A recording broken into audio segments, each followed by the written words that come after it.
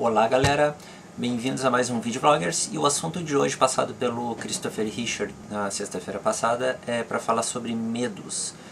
Medos e formas de combatê-los, se eu não estou enganado. Então, roda a vinheta.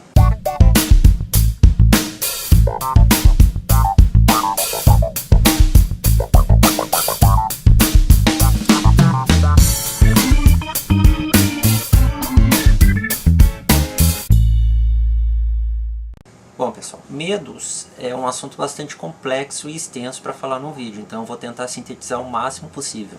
Na verdade, todo ser vivo provido de um sistema nervoso tem a capacidade de sentir medo. Tá? E isso tem um motivo, ninguém sente medo por acaso. O medo ele é importante para a própria sobrevivência da espécie. O medo ele limita atitudes que possam levar à morte, ou à dor, ou ao sofrimento, ou a algum tipo de coisa. Então, o medo é importante, já vamos partir desse pressuposto. E ele faz parte dos nossos mecanismos básicos de sobrevivência. Então isso significa que a gente não controla também. Na grande maioria das vezes a gente não controla as coisas que a gente tem medo. Então tem alguns tipos de medo que dá para classificar, assim, bem brevemente, bem sucintamente. É o medo das coisas comuns, o medo de coisas óbvias, racionáveis, tipo tu olhou, pensou, entendeu que aquilo é ruim, então isso te dá medo. Isso é um tipo de medo.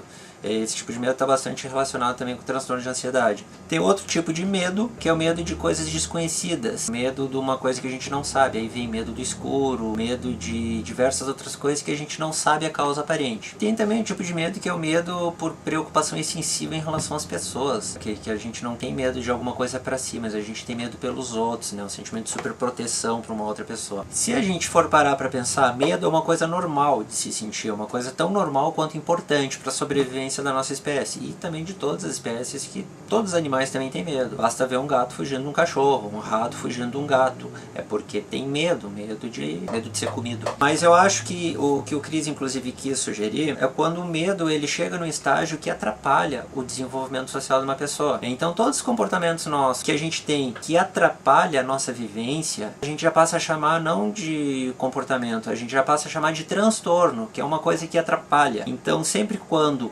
algum medo ou qualquer outra coisa, na verdade, passa a atrapalhar a vida da gente, a gente já chama isso de transtorno. Então dentro do medo existem algumas coisas que a gente chama de fobia. Fobia na verdade são transtornos. Por exemplo, pessoas que têm medo de elevador, pessoas que têm medo de animais peçonhentos, medo de cobra, tem pessoas que entram em desespero quando vê uma cobra ou uma aranha, tem aracnofobia, enfim. Não, esse tipo de medo sim, ele é tratável, porque ele atrapalha a vida de muitas pessoas, Agora, técnicas para enfrentar o medo, eu não sou a favor de ficar falando, tem uma técnica assim, assim, assim, como se existisse uma fórmula mágica para tudo. Na verdade não existe uma fórmula mágica, infelizmente. Seria muito fácil se tivesse uma fórmula mágica, a gente fosse lá, aplicasse e resolvesse todos os problemas do mundo. Como o ser humano ele é muito complexo, então cada caso é um caso.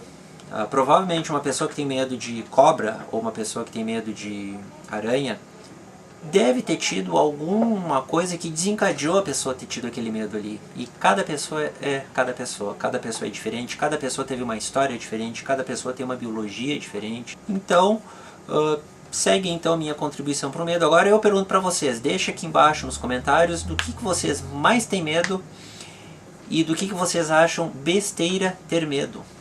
Vamos fazer então uma discussão legal aí.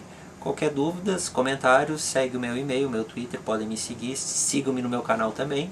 E acompanhem todo o pessoal aí no Vídeo Vloggers. Então para a próxima sexta, o vídeo é da Júlia. Então eu vou sugerir, Júlia, conte para nós quais são as coisas mais valiosas que tu considera num ser humano.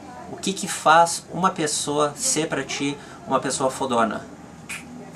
E desenvolve o assunto sobre isso. Beleza, galera? Muito obrigado pela audiência mais uma vez e até a próxima.